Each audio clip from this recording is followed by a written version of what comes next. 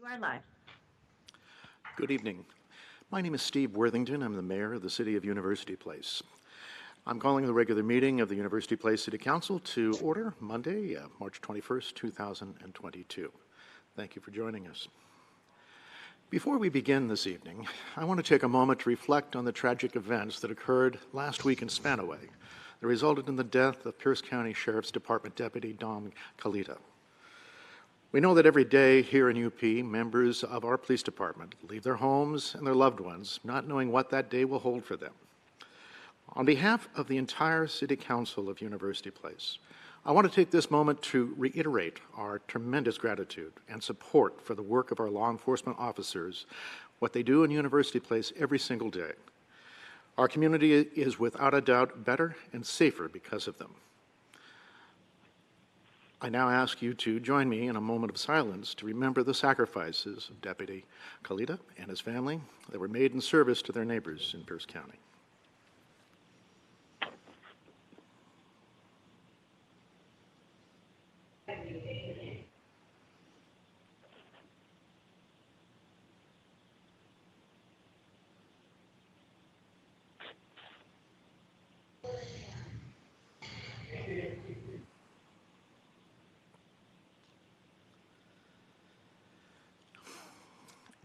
And now I invite Chief Greg Primo to, Chief of the University Place Police Department, to share a few words.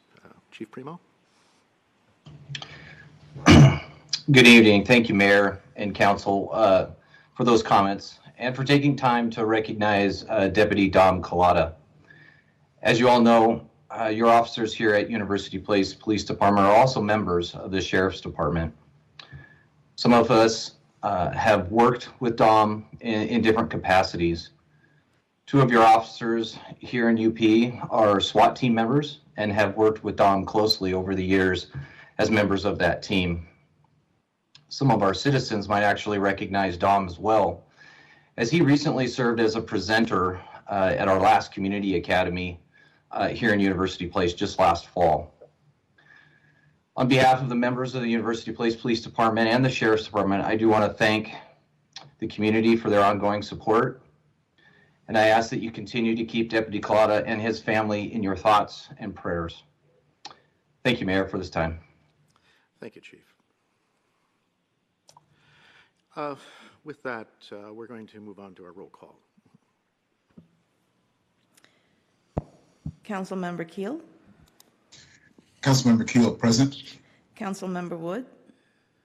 Councilmember Wood, present. Councilmember McCluskey, Councilmember McCluskey here. Councilmember Fleming, Councilmember Fleming here. Councilmember Belisi, Mayor Pro Tem Figueroa,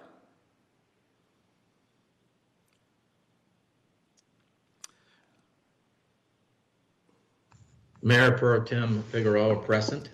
Mayor Worthington. Mayor Worthington, present. Mayor, you have a quorum. Thank you. And I would call for a motion to excuse Councilmember Belisi. Mayor Pro Tem Figueroa makes a motion to excuse Councilmember Belisi. Thank you. Is there a second? Yeah, Councilmember Keel, I second. Any objections to the excuse? Seeing none, it passes unanimously. The council member is excused from the meeting.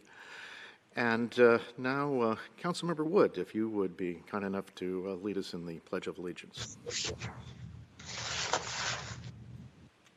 I pledge allegiance to the flag of the United States of America and to the republic for which it stands, one nation, under God, indivisible, with liberty and justice for all.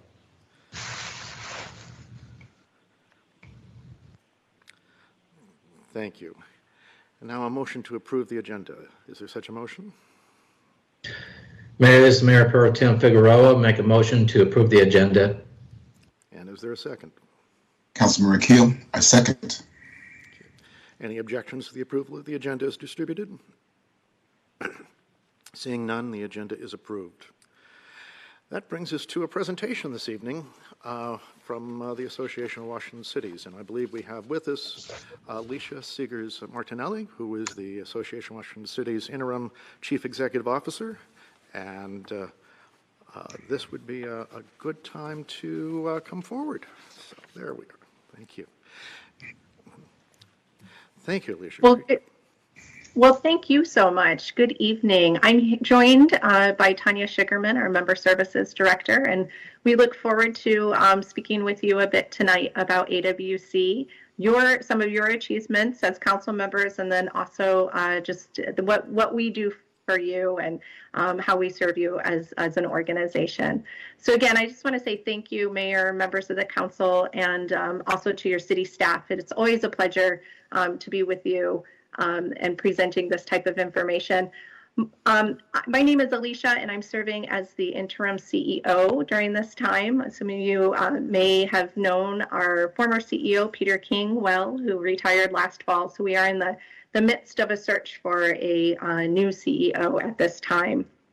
So as stated in your council agenda, we're going to be presenting the Advanced Certificate of Municipal Leadership to Mayor Steve Worthington, and also acknowledging all of you on the council who have your certificate and Advanced Certificate of Municipal Leadership, which we commonly refer to as the CML. But before doing so, I want to share a little bit about AWC and the many ways that we serve you. And when I say we, I assure you that we are not speaking on behalf of AWC staff only, but the much larger network of mayors, council members, and subject matter experts who come together on boards and advisory committees. These are the individuals who set AWC's direction and really are the backbone of the organization. So with that, I do want to acknowledge our AWC board president and University Place council member, Kent Keel. AWC President Kent Keel has served on the board since 2014, and I'm personally appreciative of his leadership throughout this time of transition. He's been a very steady leader for all of us.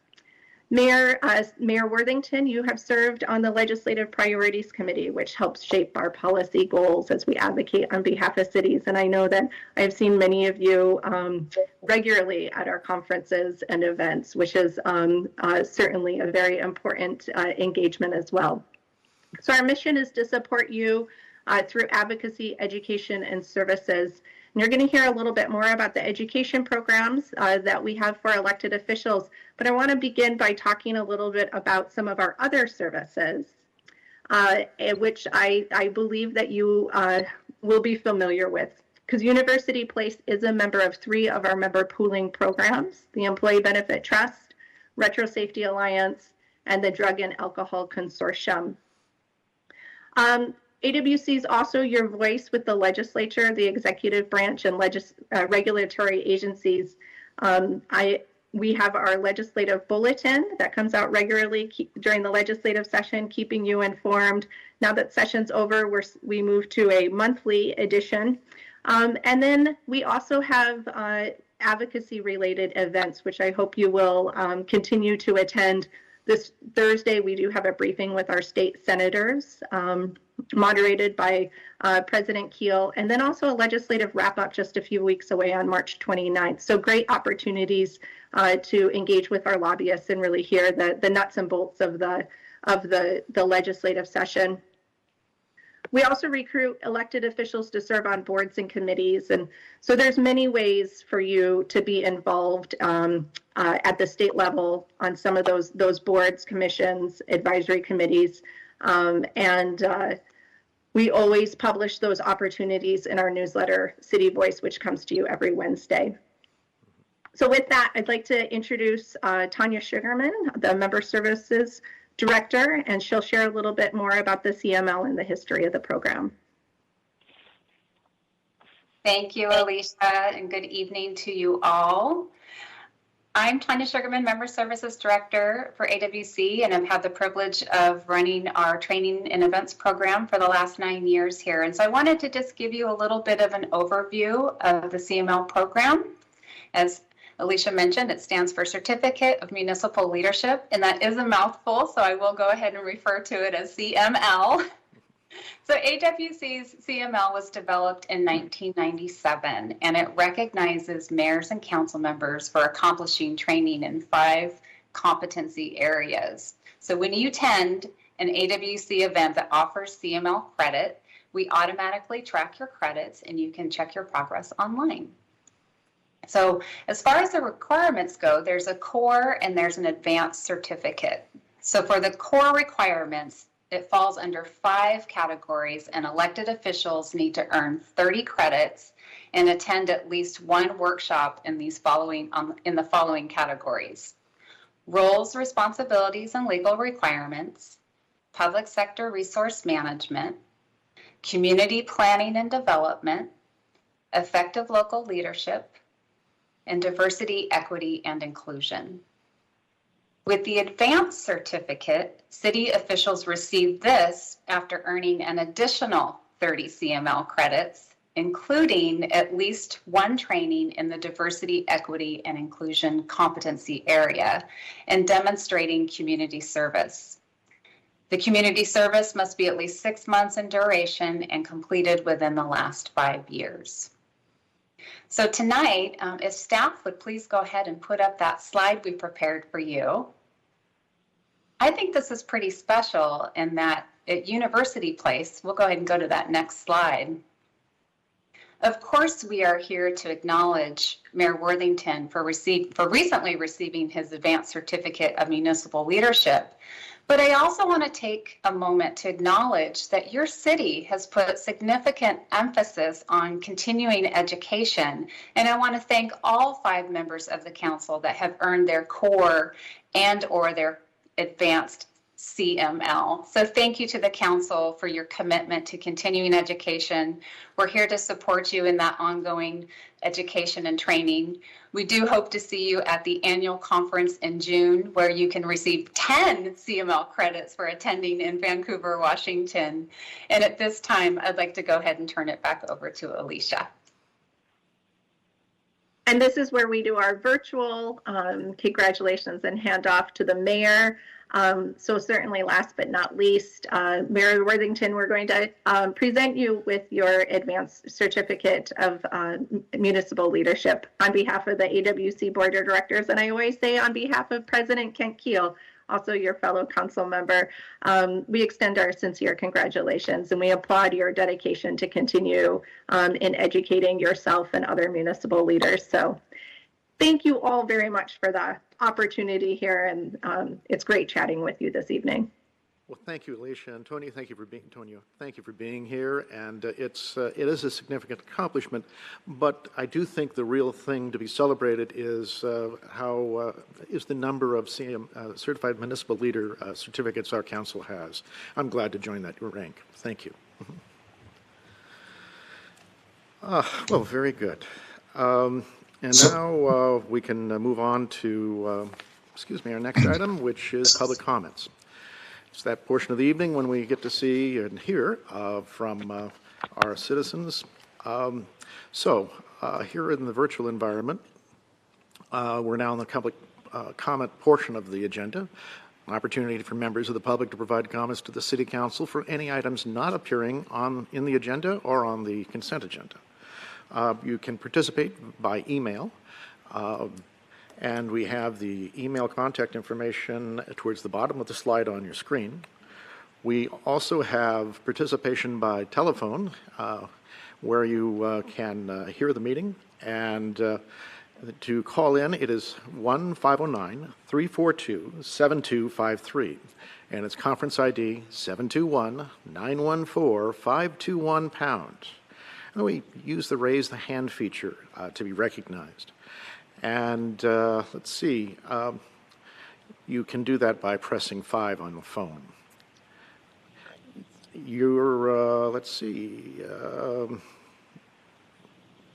We'll recognize you by referring to the last 4 digits of the phone number.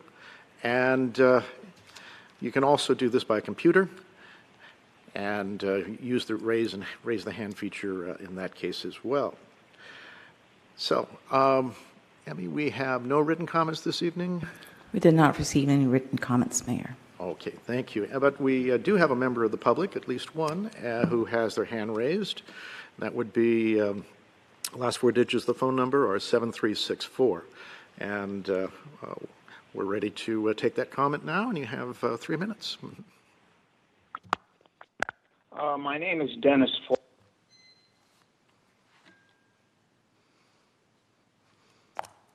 Dennis, you still there? May 2623 Lemons Beach Road. First, I offer my condolences to the family of Officer Dom Collada and his fellow officers for their tragic loss. Funding for police services is important, but sources of funding are difficult to identify for voter approval. In 2014, a 3.5% utility tax vote for police services failed 54% to 45%. UP Council passed a near 7% utility tax with the approval of the state legislatures granting council's taxing authority without voter approval. House Bill 1362 would do the same for property tax levy lifts. Why is the 7% utility tax not for police services? In 2016, a 75 cent per thousand Park District ballot measure failed 62.5% to 37.5%, even though it was given high expectation to pass. The squeaky wheel does not always get the grease, nor should it when it comes to property taxes. Affordable housing cries fill the air, but high property taxes seem not to be part of that reality. My own property tax monthly cost now surpasses my house payment when I purchased my home. When will it end? Tax abatements given to apartment construction in UP incentivize the loss of rare commercial land that should be saved for future job creation and tax-generating businesses that could help support police services. Apartments are often places where crime increases and the transient residents can affect the area negatively. A new kind of tax on apartments that is more in line with single-family dwellings may be what's needed to support city services of all kinds. Tax revenues are up in UP. I oppose any higher taxes on homes. Thank you. Thank you, Dennis. And Dennis, we had a little technical glitch when you first introduced yourself, and we didn't hear your last name. Would you mind repeating your last name, please? Dennis Flann, F-L-A-N-N. Thank you. Appreciate that. Thank you for taking time and expressing your views to us as well. Appreciate that. Let's see. I don't don't believe there's any further members of the public. In which case we will move on to the consent agenda. There is a motion to approve the consent agenda. Mayor Pro Tem Figueroa makes a motion to approve the consent agenda. Thank you, Mayor Pro Tem Figueroa. Motion to approve. Is there a second? It's Councilmember Keel. I second. And a second. Do we have any objections to the consent agenda being approved? Any objections? Don't see any. The consent agenda is approved. We are now into our report sections of the evening, and we're going to start with City Manager Steve Sugg and your report. Thank you. Thank you, Mayor, members of the council, and the public watching this program. Tonight, just a really brief report. My events team is working very diligently on putting together a series of events that the community has appreciated and supported in the past, and we're going to be bringing those back again, starting with Duck Days at the first Saturday in June, and ending with the first Friday in December with the tree lighting. And in between, we'll have concerts on the square. We're looking at an Oktoberfest event, movie in the park and Cirque Park. A lot of activity this year compared to the last two, which were obviously a lot of those activities got postponed because of the pandemic. We'll be having more information for you on those particular events, but I want to let you know we're working really hard to put on a series of events which brought the community together in the past, and we believe that will be welcomed this year. So that's my report, Mayor. Thank you, City Manager Sugg. Appreciate the report. And with that, we'll go around and see about council reports, starting with Councilmember Keel. Yeah, thank you, Mayor. Excuse me, I do have a few things I want to report tonight. First is I was just returned from Washington, D.C., and this is not a report that I have to give to this body. I went under the umbrella of AWC, but I do want to talk a little bit about that trip. It was with the National League of Cities. It's called their Congressional Cities Conference, and they meet there every year, and it's about 2,000 mayors and council members from all over the country converge on DC, and a lot of training, a lot of what's happening within the nation at the local level, and then we all go through this, the Capitol Hill crawl, where we just inundate our congressional and senatorial electeds through a series of meetings. As you guys know, it could imagine that a lot of the buzz was about the infrastructure build and all the dollars that are coming out of the federal government that are going to local entities. I spent a lot of time talking with people part of the president's cabinet, talking about how the money can come to Washington, and we spent a lot of time with AWC and talking with the governor's staff and making sure that both the monies that are going to the state as well as the monies that are going to go directly to the cities are given out correctly. And I'm trying to think of the right word, because oftentimes we'll see a lot of the dollars will come into the state and they'll end up staying at the state level and not necessarily coming down to the local city level. I'll tell you that I spent a lot of time with anyone and everyone that would listen to ensure that our congressional delegation understood that they needed to do everything in their power to make sure that it was really clear and that those dollars, as much as those dollars, should come to the local level and not be able to be siphoned off by our state legislature. So that was, and I think they really heard that, I think, message loud and clear.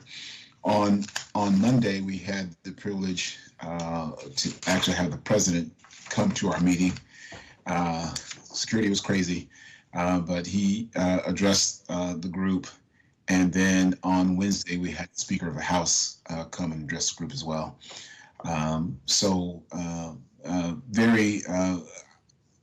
It's a very high level meeting, and I really want to encourage my colleagues, all of you, to really think about going to NLC because I think it's an opportunity for us to get a glimpse of the bigger picture, right? And as well as we can get into position to begin to drive some dollars and attention and some support to our citizens within our city. You all have heard me say this just recently that I really, my feeling is that as a city, we're grown up now.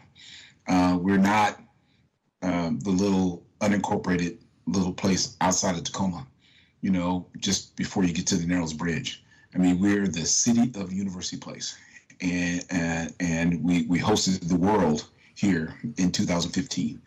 And so my hope is that we can start thinking up and out, and as a council, and start really bringing some more of that attention to our city and driving those dollars so that we can put the best effort for our citizens.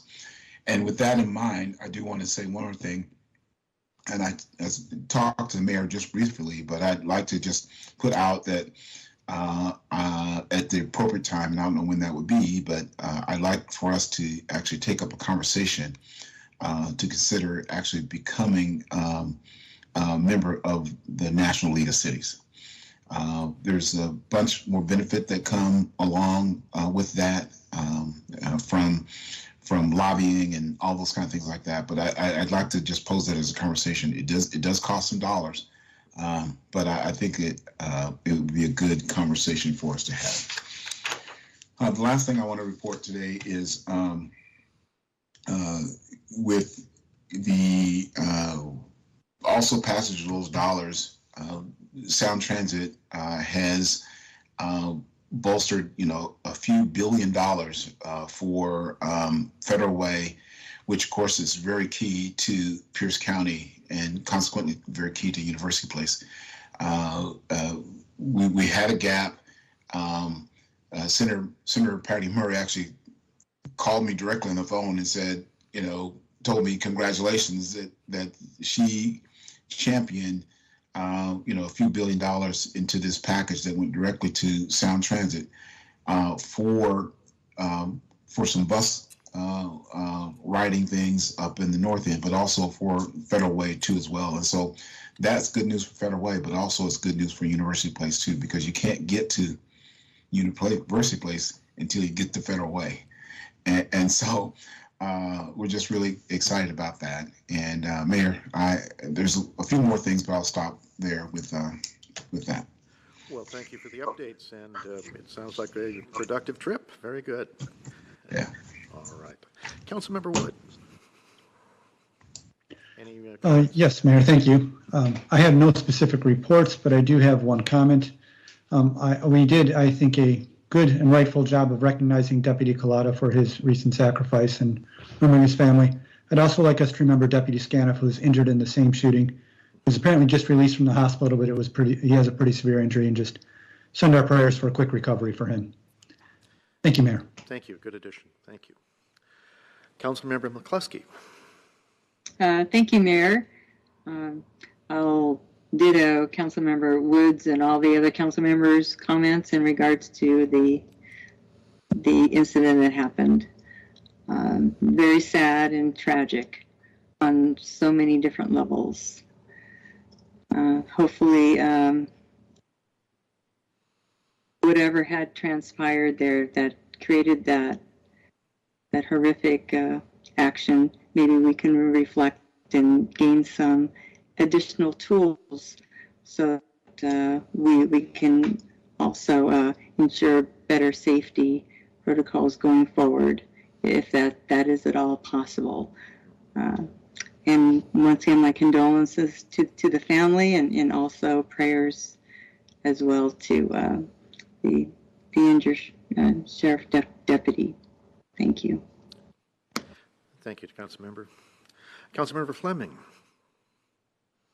Thank you, Mr. Mayor. I too echo the comments of what a horrendous loss this has been with Deputy Collada's passing, but serves as a reminder for oftentimes those who don't see the value of our law enforcement and how much they truly give. And here's a gentleman who actually made the ultimate sacrifice in ensuring that our communities remain safe.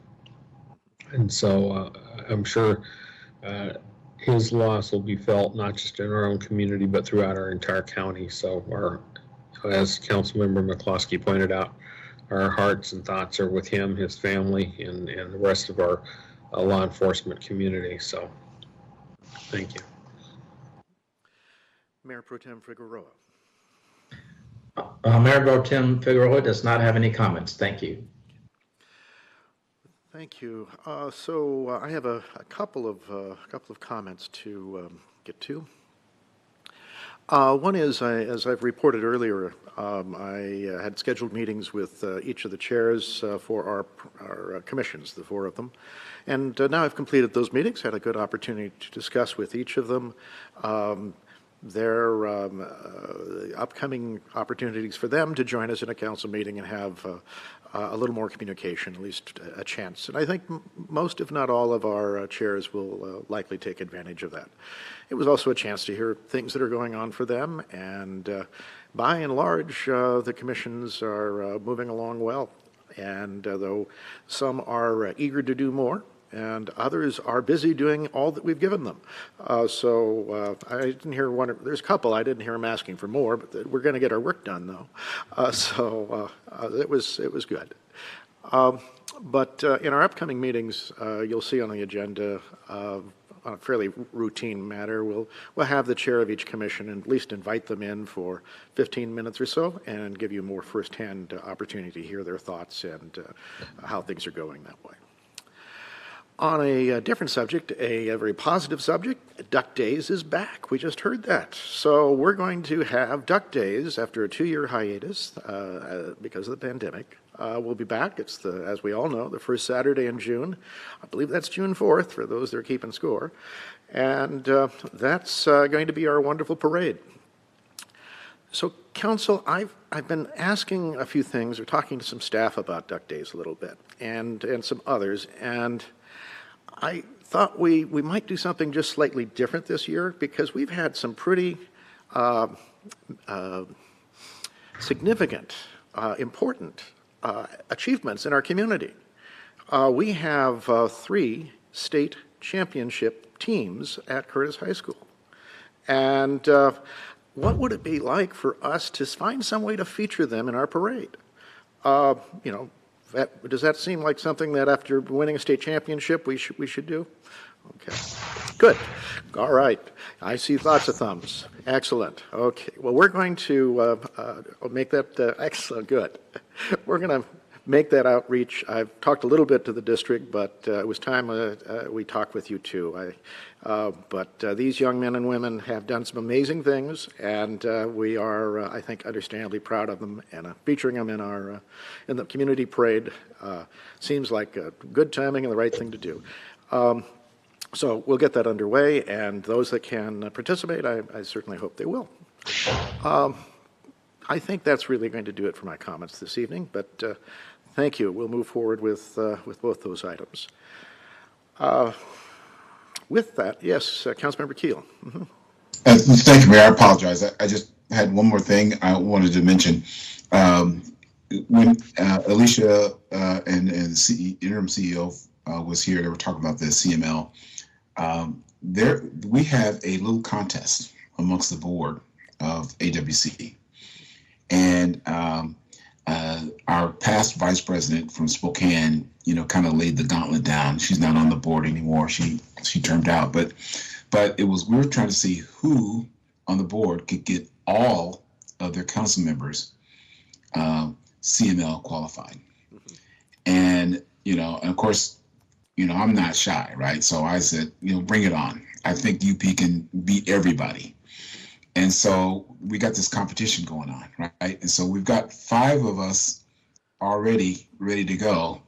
And so we just got to get 2 more people, to get just the core, and my hope is that we win that competition. What's the prize? Well, the prize is bragging rights, first of all, and I love that, right? Just we did it. We beat everybody. We came in first, and everybody came in last. So that's the thing. But there might be some other stuff too. All right. I mean, I want a jacket that says champion. Yeah, there you go. I know, right? Well, that's Is that one of those yellow jackets you get there, Javier? well. We all like a bit of competition, and this is a fun one. So we can hopefully move forward with that. And while we may not be our finishing times may not be that high in swimming, we can achieve in other things, though. So, great. Anything else before we move into our study session? Okay. Well, we're going to close the regular meeting and then open in our study session. And with that, we have Lisa Petoric here to help us with our Solid Waste Advisory Waste Management Plan. So, Lisa, you have our attention. Good evening, Mayor and council members. For the record, Lisa Petoric, Administrative Services Director. And yes, tonight we have the exciting topic of solid and hazardous waste management planning before us this evening. Right? Everyone's super excited about this. So with that, I would like to ask Amanda or Linda, would you be able to please put up the PowerPoint presentation? Thank you. All right, so this is a lengthy document, 264 pages that has many components. However, the overall messaging consistently comes down to 3 repeated themes. The first is waste reduction and sustainability. The second is extended producer responsibility, or another way of viewing it is this holistic view of the production and manufacturing life cycle of a product. And third, continued education and outreach. So I'm going to cover each of the chapters at a high level, but you'll see these 3 themes over and over mentioned throughout each of the chapters in this plan. The 3 themes are really encompassed in the overall vision of the 20-year plan, and you can see that, which is listed at the top of this PowerPoint. The vision of this plan really is a solid waste system that is equitable, protects human and environmental health, and is resilient to the known and unforeseen changes that are coming our way. So we're going to spend a lot of time this evening on the larger framework of the solid and hazardous waste management plan, which that is an awful long title, so I'm going to refer to it during this presentation as the plan.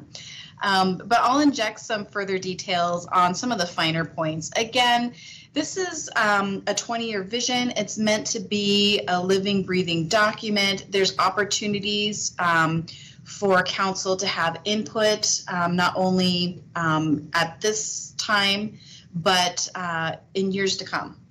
So with that, please put the next slide up. So the plan organization and the plan itself is really governed by a number of RCWs. The main one is 70A205045, which requires each county within Washington to prepare a coordinated, comprehensive solid waste management plan to arrange for the solid waste and materials reduction, collection, and the handling and management services within the county. So the plan is broken down into these 6 chapters: background and administration, public outreach and education, which we'll spend some time talking about this one. Recycling, we have some things to cover there. We'll touch on the various waste streams that are currently being collected within the county, and then waste reduction, which is really the #1 goal of the plan. And then finally, we'll touch on transfer and disposal, which I find to be probably the most interesting part of the entirety of the plan.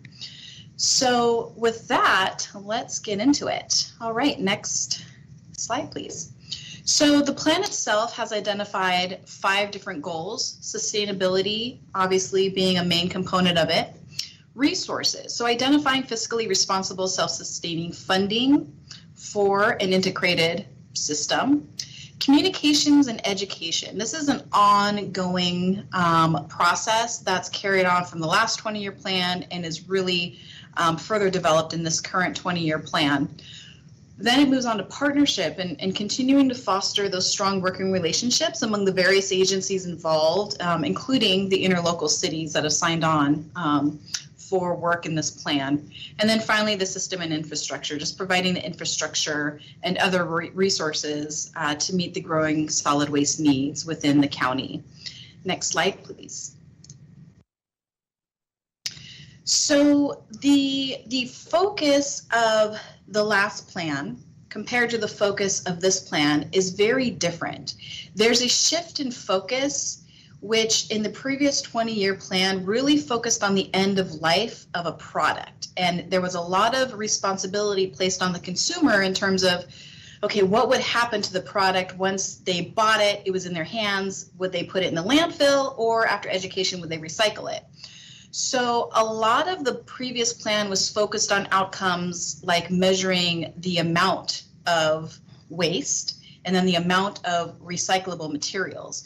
Well, after the going through sort of the education process and learning more during that 20-year time frame, now there's a greater understanding of the environmental and energy impacts that products have during their entire life cycle.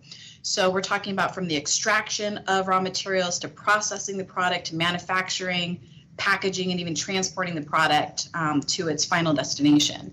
So the shift of focus between last plan and this plan really is to conserve as much as we can in terms of raw materials, water, energy, and really looking at reducing waste. And so you can see the hierarchy here. The most desirable part of the system is really to reduce waste in all levels of production, all the way to the end user. So the responsibility is not just on the end user anymore. The focus is to put some of that responsibility on the manufacturers and producers.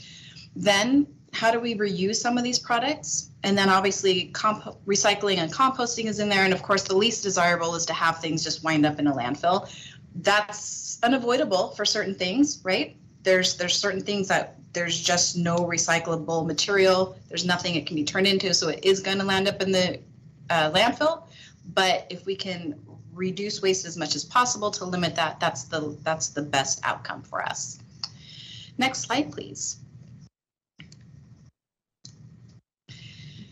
So some emerging issues that are touched on in the plan, I briefly talked about it, which is shifting responsibilities from the end user. Oh, and I see a hand. Thank you, Lisa. I don't know, if you want to take questions now or whatever, but I'm getting older. I think I need to ask them when I have them, or else I lose them. Can you go back one slide? And just real briefly, I understand the words of reuse, recycle, and recover. And I really like the new focus of the plan, because I think it's brilliant to focus on these things in this order. Is there I don't know the difference between reuse and recycle, right?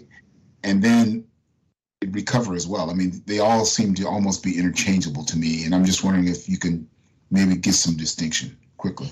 Yeah, I'll do my best. So reuse, maybe you're taking a product. So think about a product that maybe was produced for one use and a consumer is using it for something else. So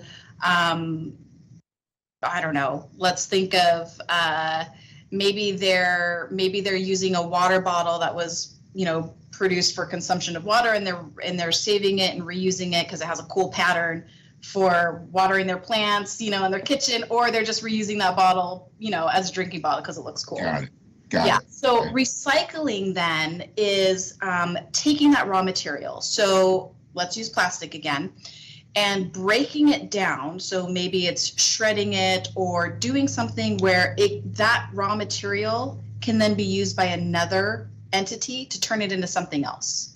So that would be what recycling is about. And then recovery, think about it in terms of like energy. So there's emissions that are coming off of the landfill, right? As things are decomposing, there's an energy source there. So capturing that energy source as maybe a fuel source to fuel part of the landfill's energy or something like that. So that's how I think of recovery, and that's kind of how I break down reuse and recycle and recover. Was that helpful? That's perfect. Thank you. Okay. All right. So then getting into the next slide, which had to do with emerging issues now into the future. This plan, again, is looking at shifting responsibilities solely from the end user to looking at producers. There's a component of sustainability and looking at climate impact and climate change. There is a focus on reducing food waste, which we'll get into more detail in a moment, and then improving equitable outcomes. And so when we're talking about sustainability and shifting responsibility and reducing waste and things like that, the previous way of handling waste is not conducive to the overall movement towards sustainability and climate change. So think back to 2017, which really wasn't that long ago, and we were facing a sort of a issue with recycling when China initiated the Green Sword, also known to others as the Waste Sword. What ended up happening is in 2017, they stopped accepting recyclables.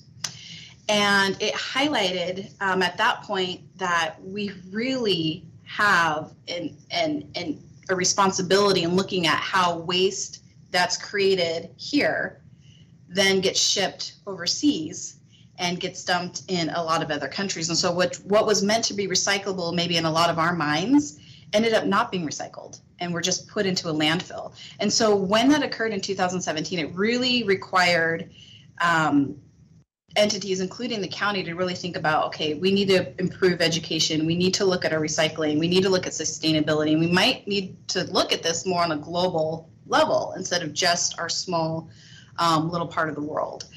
So that is heavily referenced throughout the plan, the idea of sustainability. And then reducing food waste, again, is really interesting because 10% of solid waste in the county is comprised of edible food, which is a lot when we start getting into the details and start talking about the tonnage of food that's going to the landfill. So while there's currently not a widely used method for processing food waste, it's something that the state, the county, and us as cities, along with the Department of Ecology, we can work together to find ways to see how we can reduce things such as food waste moving forward. And then one other component about improving equitable outcomes. So there is a greenhouse gas reduction plan that the county is currently working on. It's called the Pierce County Sustainability 2030 Greenhouse Gas Reduction Plan. Within that plan, they're doing an equity assessment, which is supposed to be completed by 2023.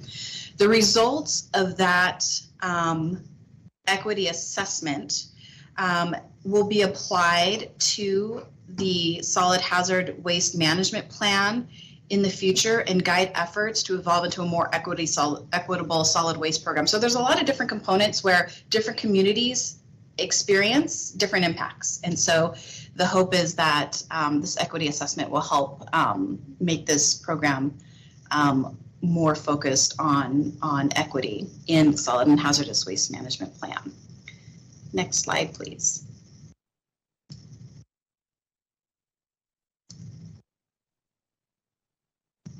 Next slide. All right. So this is one of the first chapters of the plan, talking about just the administration and the planning. So The members of the plan obviously include Pierce County. Tacoma is referenced within the plan, but they also have their own collection site, so they have other plans that they handle on their own. Within Pierce County, there's 20 members, 20 cities that signed an interlocal agreement with Pierce County, allowing Pierce County to take the lead and draft this plan, which then councils around the county are reviewing currently. This plan spans approximately 20 years and is reviewed every 5 years. You can see under the administration timeline, it was first adopted in 2000. And that is also when the city first signed on the interlocal. And the plan was brought forward with plan amendments in 2008 and 2016 and was reviewed by the council. The interesting thing here in this chapter relates to planning and growth. So over the course of the next 20 years, the county is planning for a 35% growth rate. What that means is there's 240,000 additional new residents to the system. So that's going to impact the solid waste collection system greatly and have real world ramifications for the landfill that's out in Graham. And right now you can see that there's about 1,700 tons of waste that's created a day. Out of that, 500 tons are really truly trash, and the rest of it can be considered recyclable materials. And when we get down into this recyclable collection, we're going to get into details so you can see how much of it actually is ending up in the landfill and how much of it is actually being recycled. Next slide, please. The next chapter in the plan is related to public outreach, and public outreach is really important because it's one of the main drivers in the plan to reduce overall waste. And public outreach is used a lot when we talk about recycling, and the reason for that is because the county has a lot of different haulers and a lot of different well, there's actually a number of different haulers, and there's 2 different landfills, right? There's a landfill in Tacoma, and then there's the landfill in Graham. It's necessary to have some sort of cohesive public outreach with very similar educational components so that there's not confusion amongst all the residents in Pierce County, regardless of who your hauler is, so that you have a basic understanding of what can go into the landfill, what can be recycled. So regardless of who your hauler is, you're going to have the same sorts of educational outreach and messaging, which is necessary for the overall success of the plan and program within Pierce County. So you might have seen educational pieces such as this. You might have had these mailed to your home. These types of flyers are often seen at various events across the county. These types of handouts are also provided with school programs. The outreach itself includes mailings, electronic and social media campaigns, school programs. There's targeted mailers for multifamilies. There's targeted mailers for businesses. And again, it's just to ensure that while we may have our own franchises, we may have our own, specific things that are specific to University Place, the county as a whole is still driving a similar message across all haulers. Next slide, please. So going back to one of the goals that I touched on earlier in sustainability being a major driving force within the plan, waste reduction is the perhaps #1 focus of the plan in all of these chapters. There is a need to educate members in the community to avoid single-use items. Considering packaging has become more of an issue during the pandemic. So as people stayed home, we're around home more, we're ordering for Amazon. I mean, on one hand, we're really happy because we're receiving the proceeds from all of those at-home shoppers. But it really is creating an environmental impact because there's an increase in packaging waste. Also, as a result of the pandemic, there's been an increase of single-use items and single packaged items due to the concerns regarding hygiene and things like that. So So waste reduction in terms of the solid and hazardous waste management plan is really about education and having people consider how their items are packaged and how manufacturers are packaging their items. There's also a point made in the plan to educate folks and focus on having consumers purchase products that are made from recyclables, and also having manufacturers purchase recyclable materials as raw material for the production of their own product.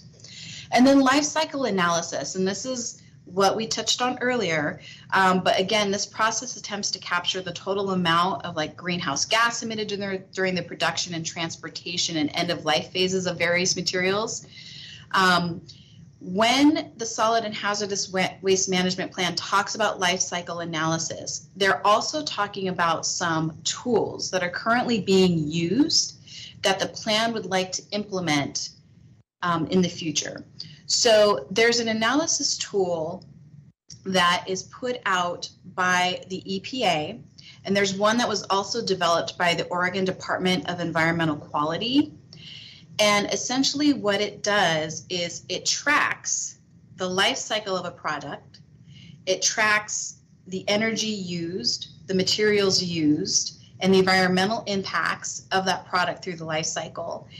And what these tools help agencies do is it provides analysis and data and provides analytical resources. So someone like the county within this plan can look at the data and improve recycle recovery.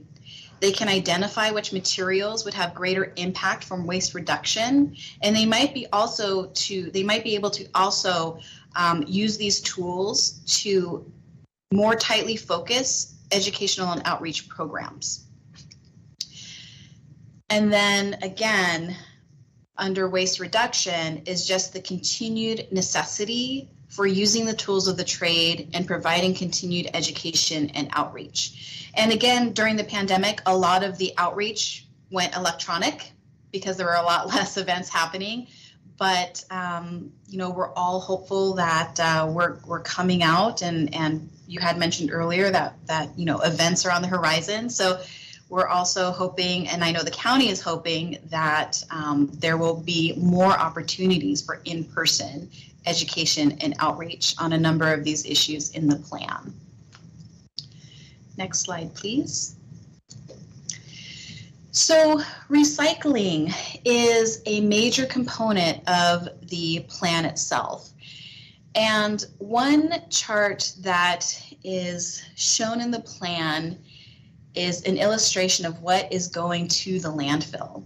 And you can see that right now 59%, and MSW, that stands for municipal solid waste. So it's a subset of waste, which is essentially garbage that's collected from residential, commercial, and businesses in other areas.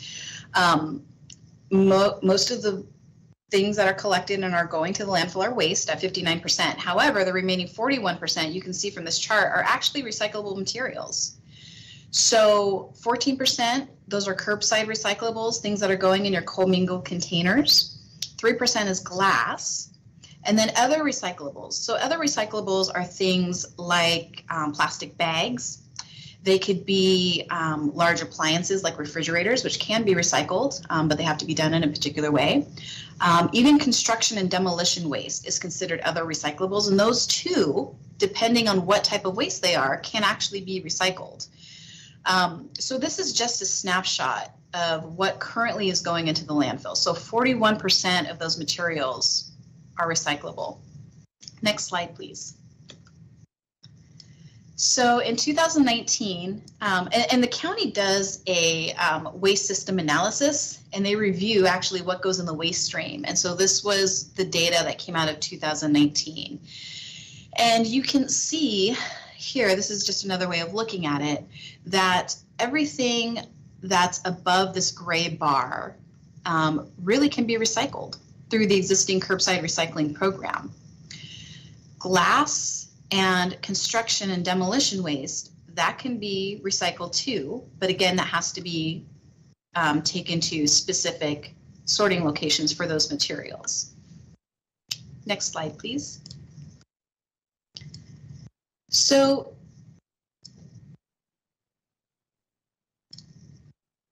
So the previous two slides were related to what's going into the landfill. This is an illustration of what is going into the recycling stream. So most of what's going to the recycling stream is paper, which is great.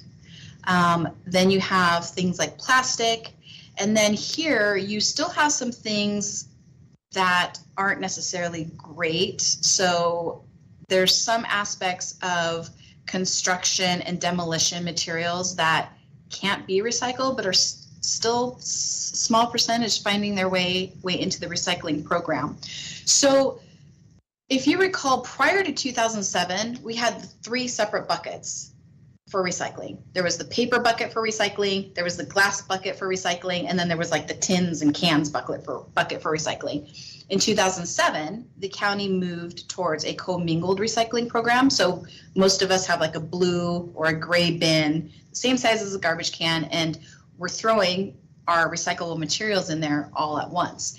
And the theory behind that, and it has shown that people do recycle more, the easier it becomes. So recycling went up when we moved from the 3-bin system to the commingled system. However, when folks move to the commingling recycling system, there is a percentage that tend to throw kind of whatever they want in there, and that ends up contaminating the recyclable materials. So that's what happened when in 2017 there was a bunch of recyclable materials, but they were so contaminated that they couldn't be recycled. So they were shipped off to China. China looked at the material and said, we can't recycle this either. So it just went into the landfill. And it's estimated that approximately 60% of Washington's recyclable materials were shipped to China and presumably never recycled. So since that time, and what's been emphasized in this plan is the county is reviewing the items that are approved for commingled recycling bins.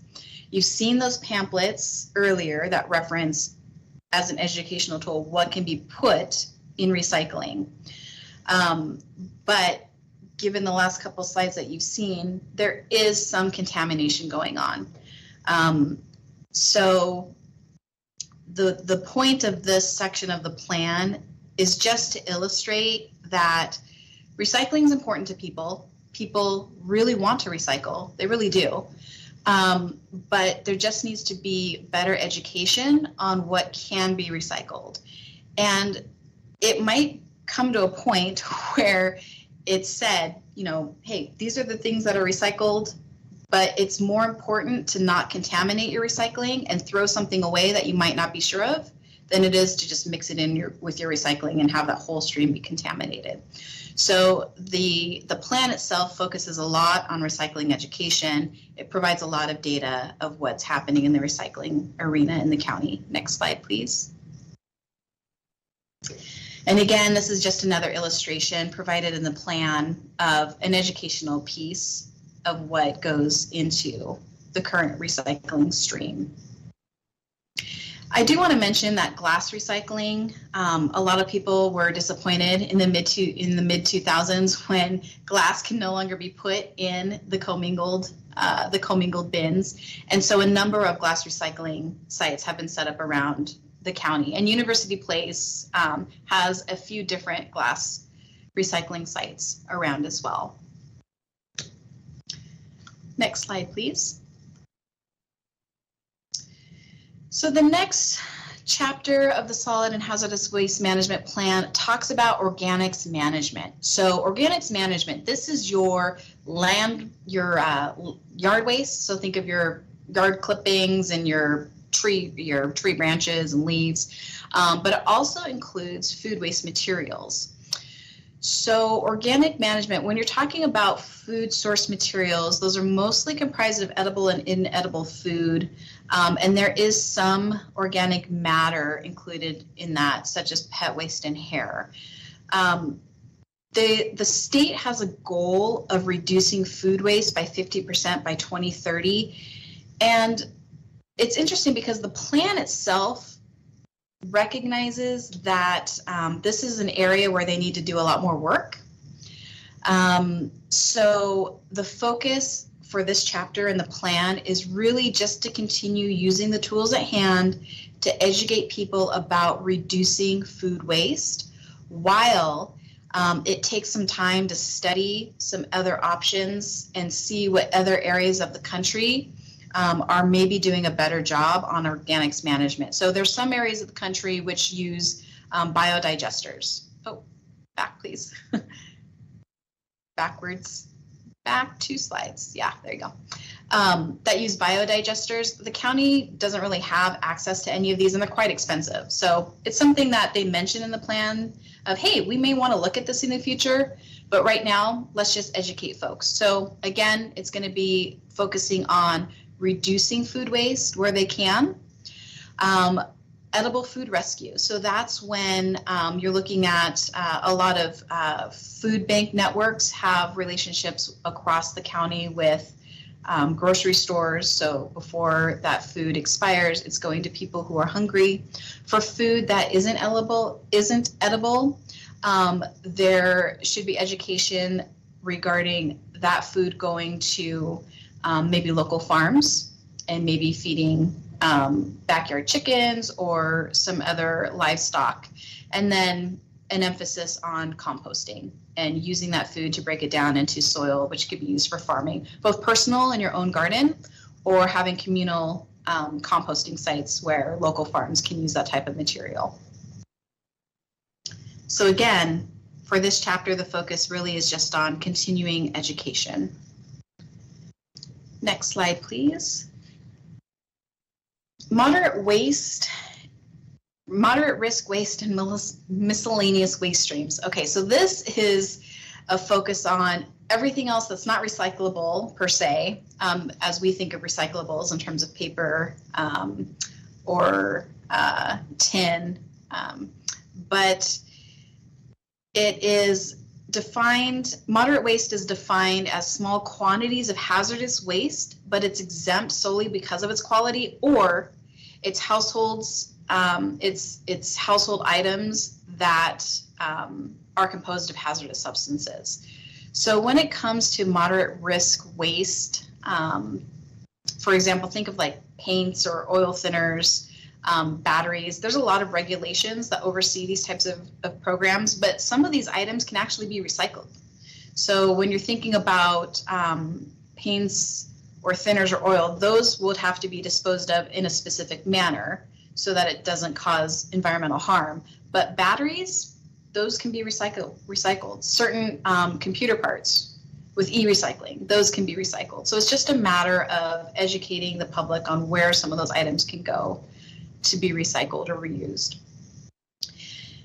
In terms of moderate risk waste and hazardous waste, it's estimated that a typical household has on average 100 pounds of hazardous substances. So with 355,000 households and rental units and apartments in the county, at any given time, there's approximately 17,000 tons of hazardous materials that could go to the landfill. So that's a lot. So that's why education is really important in terms of providing folks and understanding where to take those materials.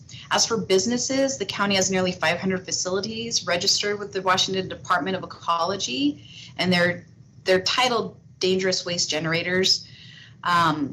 It's the Department of Ecology that performs periodic compliance inspections and receives and reviews annual waste reports from these various businesses throughout the county. If you're interested in knowing which businesses are listed under this title, you can find that in Appendix L. In University Place, there's only 3 that are listed in this appendix, and they're fairly small. Miscellaneous waste is essentially everything else that's not already been talked about. So it includes things like contaminated soil, the debris from street sweeping, when we go around and we're sweeping the streets, the residue from that, and then industrial process waste such as sludge. So many of those miscellaneous waste streams require further review to determine if they can be disposed of in a landfill, and it's necessary that they are taken to specific areas around the county to determine how they can be disposed of and what their environmental impacts are. So, for example, one thing that might be considered a miscellaneous waste stream would be refrigerators. So even though refrigerators can be recycled, the refrigerants within them have to be disposed of in a very specific manner. Another item that falls under miscellaneous waste is waste created by emergencies in a disaster. So the plan notes and makes reference to this type of waste. The county's Comprehensive Emergency Management Plan, their CEMP, provides much more detail in how emergency waste is handled, but the Solid Hazardous Waste Management Plan does outline around 8 or so different ways that they would be helping communities in the disposal of such an emergency waste, given the scope and size and magnitude of the emergency. So again, for the moderate risk waste and miscellaneous waste streams, the focus still remains on looking at waste reduction as a first resort, and then providing as much education and outreach through entities like the Tacoma-Pierce County Health Department, using business collection events to gather specific waste, like e-recycling events, static collection locations for things for folks to take paints and oils to, and then continued business technical assistance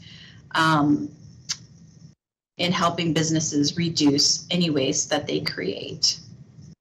There's also one other part of this chapter in which the plan calls for support of federal, state, and local legislation that reduces the use of toxic materials and supports producer responsibility. Next slide, please. All right, we're going to get into some more familiar territory here. So this next section and chapter referenced in the plan is related to solid waste collection. This is the chapter that's probably going to be the most recognizable part for cities, because this is the chapter that talks about municipalities contracting or franchising for solid waste services. So there's a map here. You can see University Place is in green, and we are in green because we have our own University Place refuse as our hauler. That's who we franchise with. There's a small area of the city which also we franchise for through LeMay. But this is where municipalities have control over various services that the hauler provides. So the interesting thing about this is when you have a franchise and the city controls that, you can sort of create little boutique services, which is what this council has done with University Place refuse. So this chapter essentially just recognizes the authority of partner municipalities. It outlines which haulers are the service providers across the county. And it also, while recognizing that municipalities oversee their own franchises and control that, there is some effort to have some consistency across the board in having at least minimum levels of service. So there's recycling, there's garbage, there's various cleanups, there's various outreach and education materials that are all the same. So essentially this chapter is just providing an overview of what the municipalities oversee in terms of the solid waste collection. Next slide, please. All right, so transfer and disposal. This is the most interesting part of the entire plan from my opinion. And it's something that has a lot of data attached to it. The reason that this is really important is because landfills have a very specific capacity in its lifespan. So the lifespan of a landfill, it can be stretched if certain actions are taken, but once capacity is reached, the landfill must close and another location has to be sourced. So this is what's happening in Pierce County. We are facing an end of life situation within the next 20 years of the main landfill within the county. This is not something that's unique to Pierce County. I mean, it's an issue that's being faced across the country and even globally. It's a concern. They're not making more land, right? And the stress and the continued creation of waste keeps adding pressure on the resources that are currently available. So The plan itself gives considerable thought to the transfer and disposal of solid waste, and it actually outlines future projection needs as it relates to the life of the landfill and what to do next. So this picture that you see right here is actually the landfill that's out in Graham. It's known as LRI. It's owned and operated by Waste Connections. It's 320 acres, but the landfill footprint itself is 168 acres. The approximate capacity in that landfill is 29.2 million cubic yards. And the county did a flyover last year to assess how much landfill area was left, and it showed that there's 15 million cubic yards of airspace remaining. And when you think of 15 million cubic yards, you're like, that sounds immense, and there is a ton of room, and this landfill should not be closing down anytime soon. But let's go and talk about population growth and the amount of waste the population creates, and then that number shrinks pretty quickly. Next slide, please. So based on the 2021 population rate, the population rate of the county is roughly 902,000 people. At that population number, the tonnage of waste created is about 762,000 tons annually, which is a lot. And with the population growth estimated to grow by 35% in the next 20 years, the total tonnage need grows to a little over 16 million tons of waste that'll be generated. So basically what this first column is showing you is it's showing the years, it's showing the population growth, and then it's showing the tonnage growth along with that. So if you look at the bottom, by 2040, the tonnage disposal need will grow to 956,000 for a total 20-year tonnage need of 16 million tons, over that number, but 16 million approximately.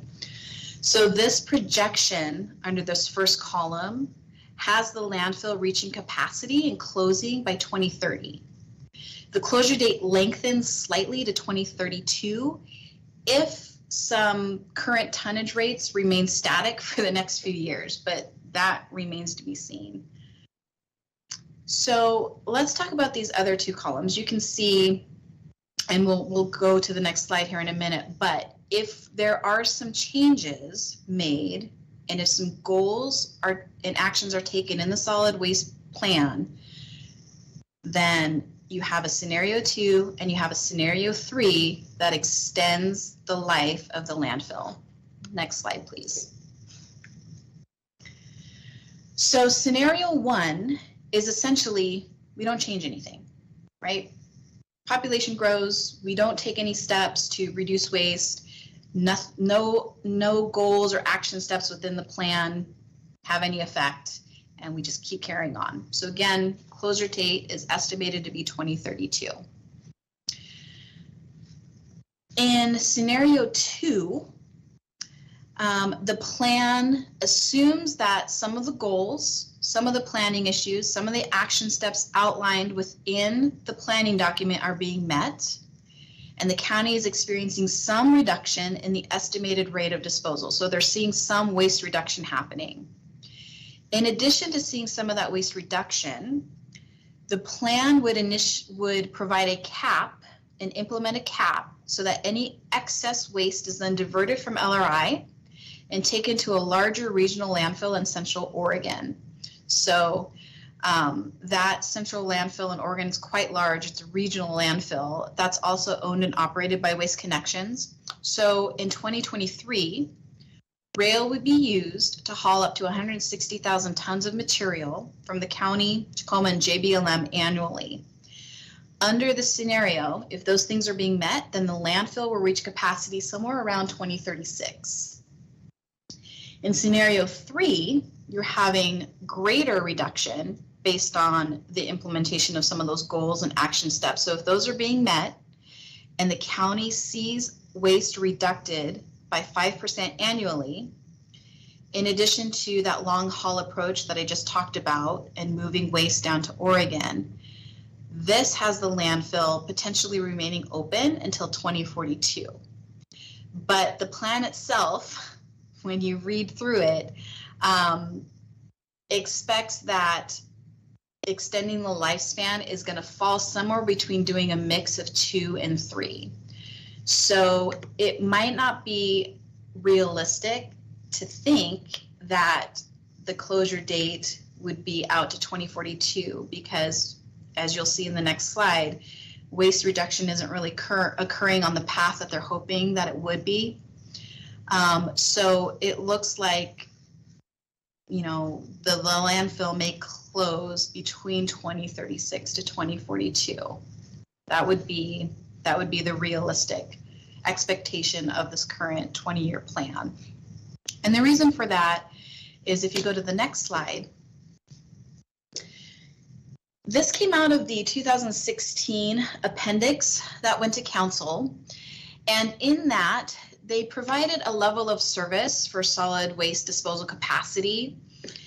And they took a look at this and they said, okay, our planned level of service within Pierce County means that each household is expected to have about 3.4% of waste per day.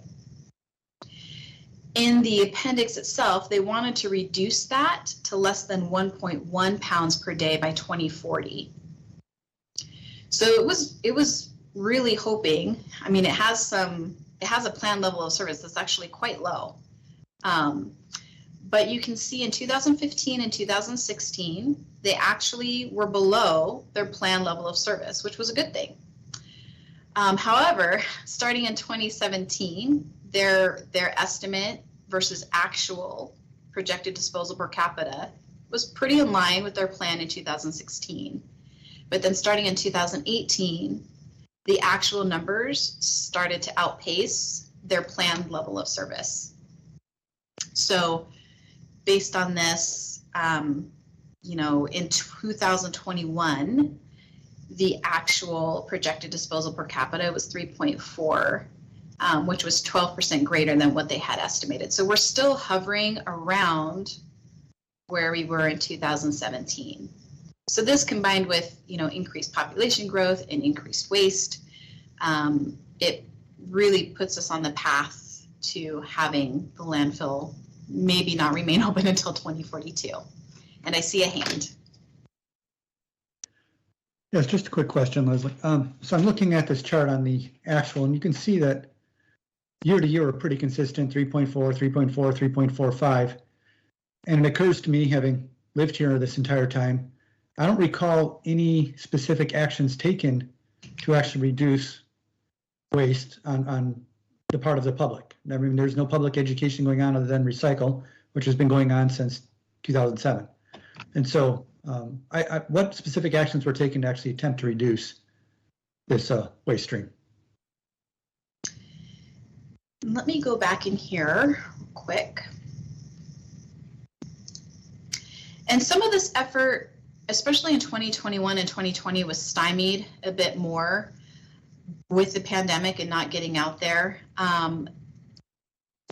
And let's see here, I'm pulling up the plan.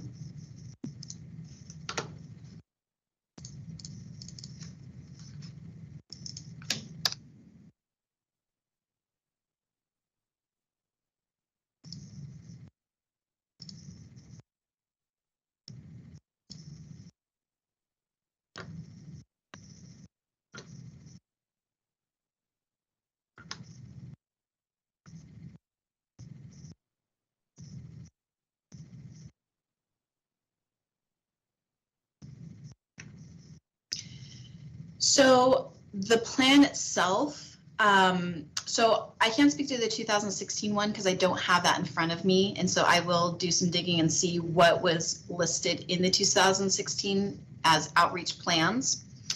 But in Chapter 10 of the current plan, it does state that they do recognize that there is a greater need to inform individuals of waste reduction. And they are working with the city of Tacoma to come up with ways of educating the public on this matter. And they are working with LRI as well.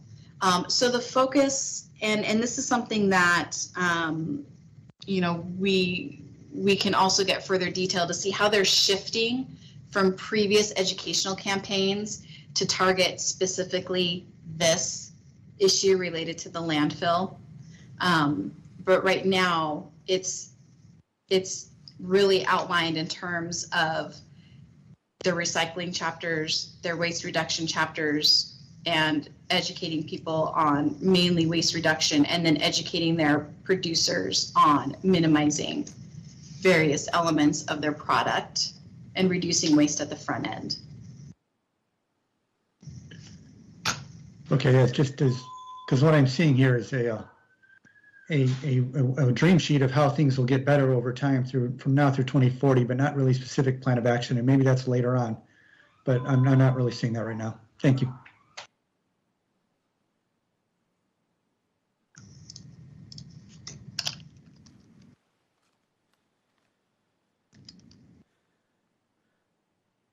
Lisa, may I ask a question?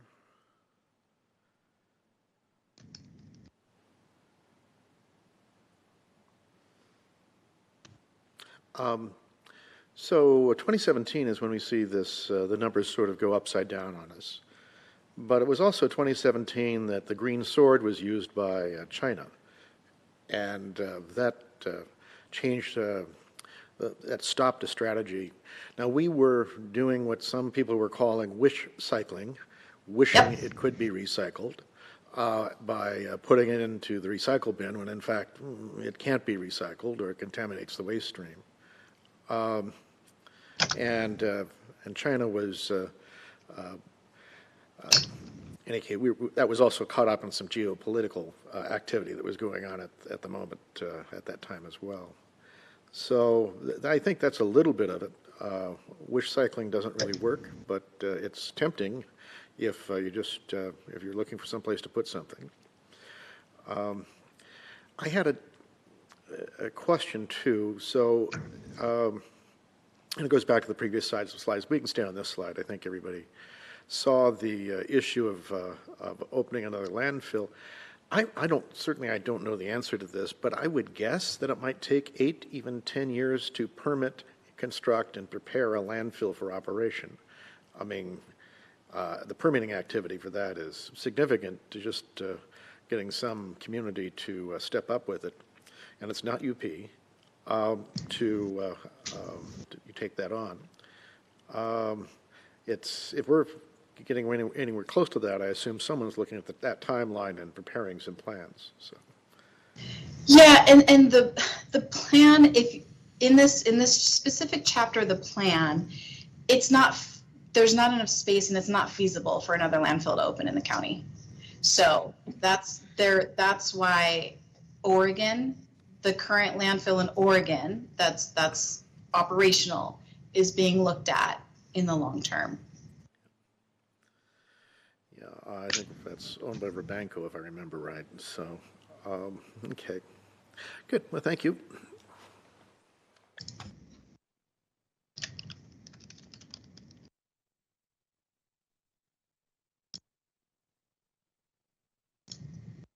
I see one more hand up. Yeah, Lisa, that's me. Yeah, I want to tell you, in the years that I've heard this presentation made, I have to tell you, and I know we're not at the end of your presentation, but this is actually the best and most comprehensive presentation I've ever seen on this topic. So I just want to say thank you in advance for that. My question is this. When you look at the solid waste plan, and then you look at the regional growth plan that we have for Pierce County, these two plans are very much incongruent. So how do we get these two plans synchronized, and who is responsible? Is it the county? Is it the individual cities? And if so, how do we start making that work? Because what I see is we're growing like crazy with a higher density population, which is actually going to take these figures and compress them significantly. So getting to these goals of 2032 or 2042, whatever, I think it would happen a lot sooner than that. So what are your thoughts there? Yeah, I think that's a really good point.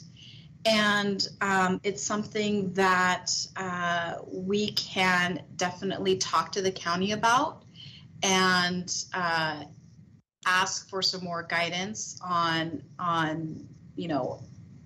how population numbers are lining up, because you're right. You're probably going to see, based on everything that we've seen so far, I mean, there's a higher estimate of population that are happening. So I think that it is worthy of having that conversation with the county to determine, okay, how are we going to, is this accurate? How are we going to focus moving forward? What numbers are we going to use?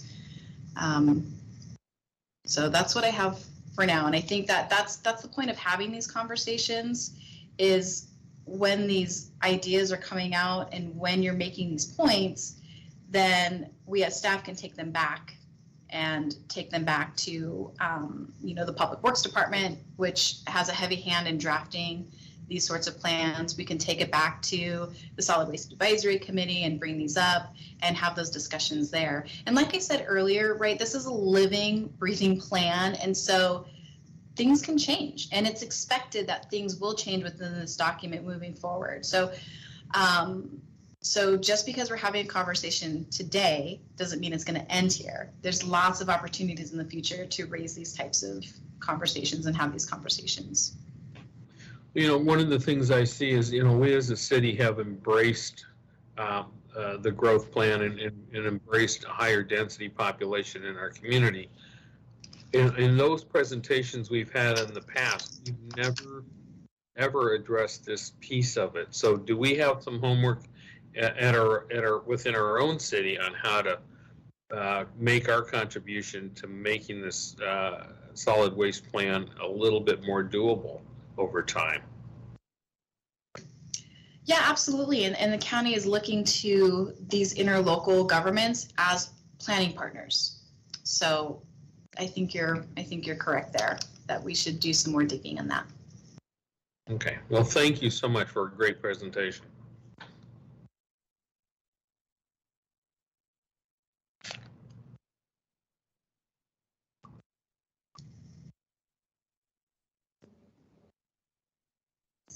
I see more questions. Yeah. I guess I should go, or? Yes, Councilman Kusky, if you would, please. Okay. One thing I like about this plan is the extra emphasis on the front end for the reduction of waste. We've always did the heavy lifting to the consumer. It almost made them feel guilty. And then you get Amazon equation in it. And as a consumer, when you receive some of those packages, your heart stops, because, what are you going to do with all of this? You have this little item in here, and they package it 3 or 4 different times. The plastic wraps around it, and you're trying your best to do your reduction and to be prudent consumers. When you go into the store and you look at the packaging, and it's good that now this plan is also focusing on the business aspect of it, because sometimes as consumers we don't have a choice. We buy the product.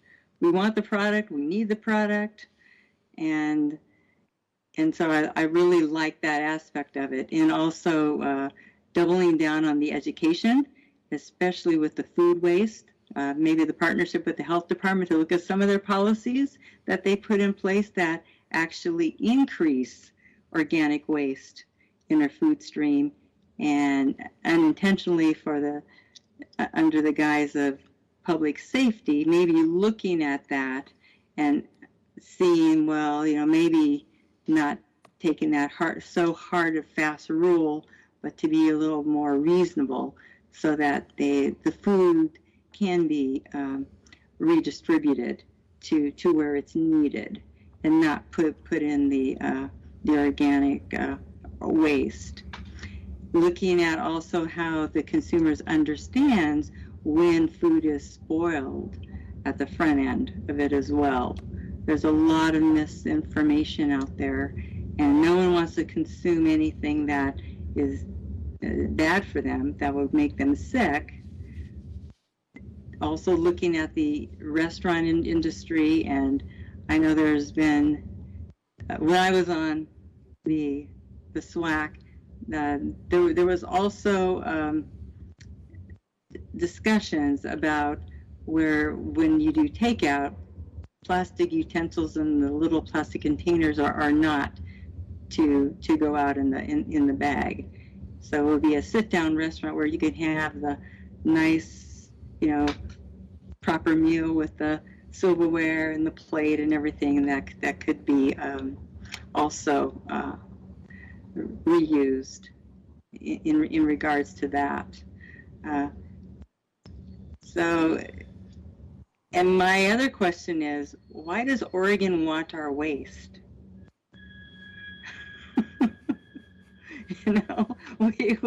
We're just this little county here. I'm sure there's other counties looking at Oregon too, if they're the caboose on the train. I don't think it's a question of want. I don't think any state wants out-of-state waste. I think it just happens to be in our region. That's currently where the larger regional landfill is.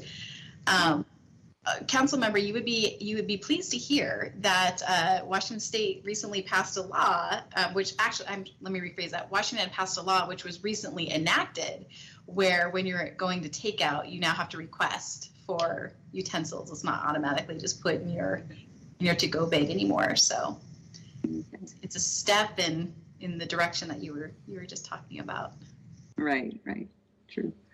All right, well, thank you, Lisa. There's so many aspects of the reduction to waste that we could do better as a society.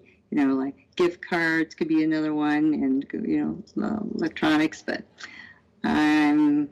it's a big hairy monster right now that needs to be tamed down.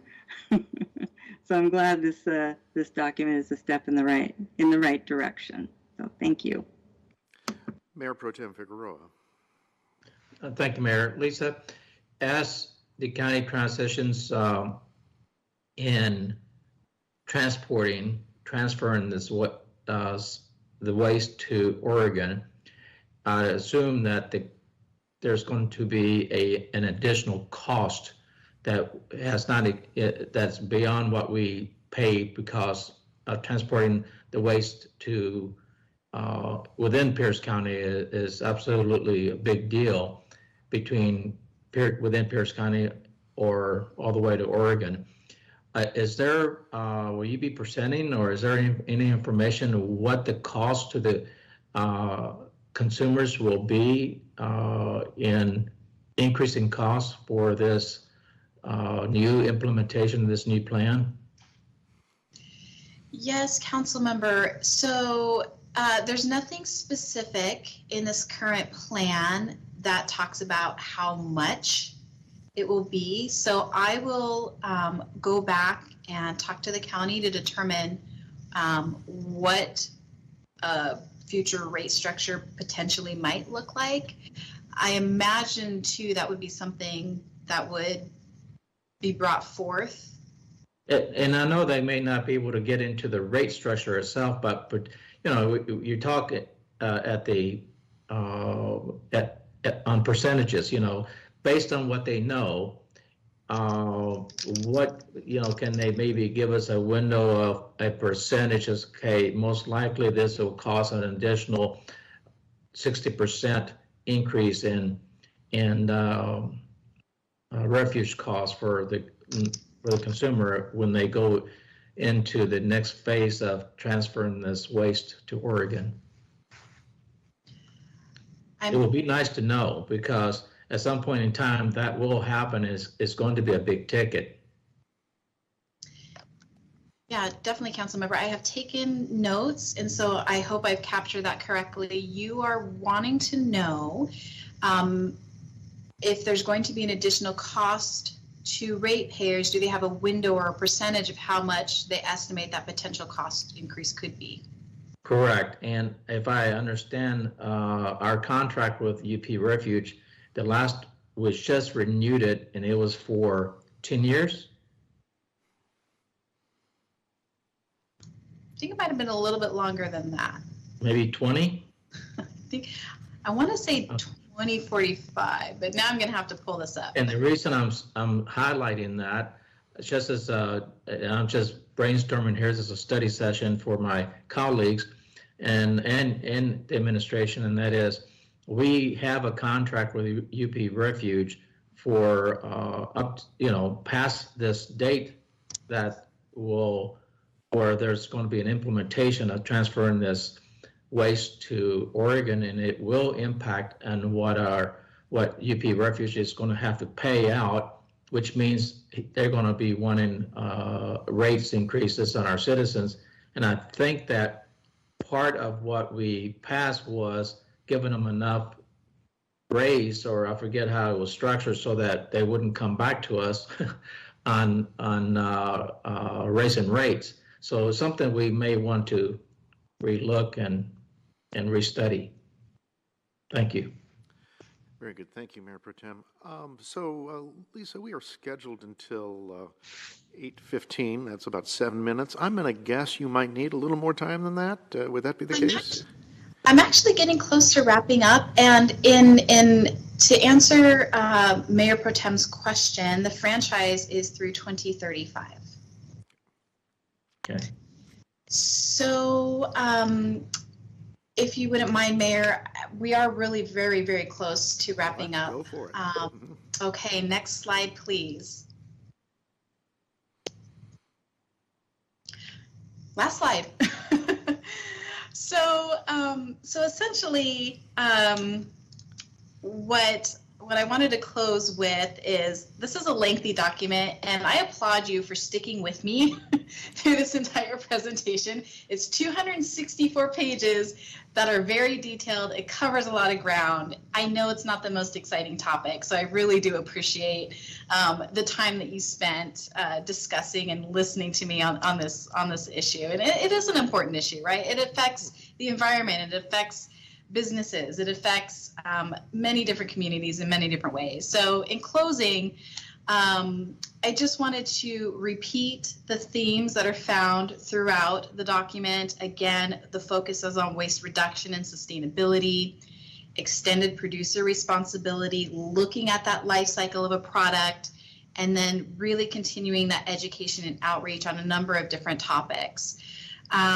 So next steps, this is just a review process for us at this time.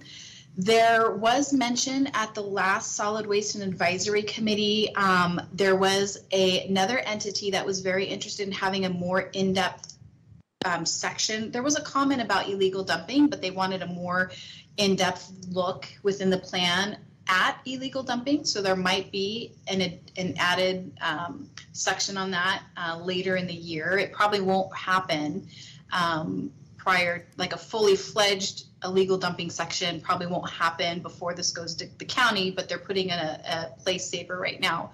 So municipalities are reviewing it. It's going to go to council in early April. Should the county council pass it then, at that point, it will come back to all the interlocal governments that signed on for each council's formal adoption of the plan. And then there's an expected update in 2025. So this plan will be brought back for further discussion on the issues that will be more impactful the closer we get to some of those dates that are shown in the plan. So those are next steps. And I see another hand. Yes, Councilmember Wood. Thank you, Mayor. One thing I think this plan could be added to the plan that I think would be beneficial is an assessment of perhaps some policy prescriptions, because you're talking about public education, which is great, but I think there's a limit to what public education can accomplish. And I'll throw out an example. I know there's countries, colleges, communities around the world that have decided to ban single-use plastic bottles. Not saying that's a good idea or a bad idea, but what I'd love to see is data that says, were these effective? What were the second and third order effects? Did they suddenly increase glass, the disposal instead of not having plastic or something like that? But if the plan could talk about potential policy prescriptions and how successful they have or haven't been in other areas of the world, I think that would be very helpful to me as a council member. So when we start talking about what to do, beyond just telling the public, please put please recycle more or something, I think that would be more practical and help you guys or help us achieve our long-term goals. All right, well, thank you. Well, Lisa, good job indeed on this. Councilmember McCluskey and I both at separate times served on the Solid Waste Advisory Committee. And so we've been neck deep in this, and we're glad not to be, but glad you're there for us and helping us make this understandable for us and help us focus on what's important for our community here. Thank you. If there isn't anything else, I have a closing comment I wanted to make, and I'll just move forward with that. Just a quick reminder that April 23rd, that's a Saturday, we have our second retreat coming up. And that hopefully is on people's calendars. It will be in person, and it's going to be at City Hall in the council, or perhaps in the council chambers or near it. So as you may have heard, Fircrest has the typical space we use is committed for another purpose on that date, but we've got that date and moving forward. Also, that starts at 10, but at 9 o'clock is Parks Appreciation Day, and a chance to, that'll start up. Personally, I'm going to go over and say hello to the folks, Parks Appreciation, before going on to the retreat, and be great to see other council members there also. In the remaining minute or so, if there's anybody have anything else? If not, thank you for a good, productive meeting, and we'll look forward to seeing you again in 2 weeks. But we stand adjourned then. Bye now.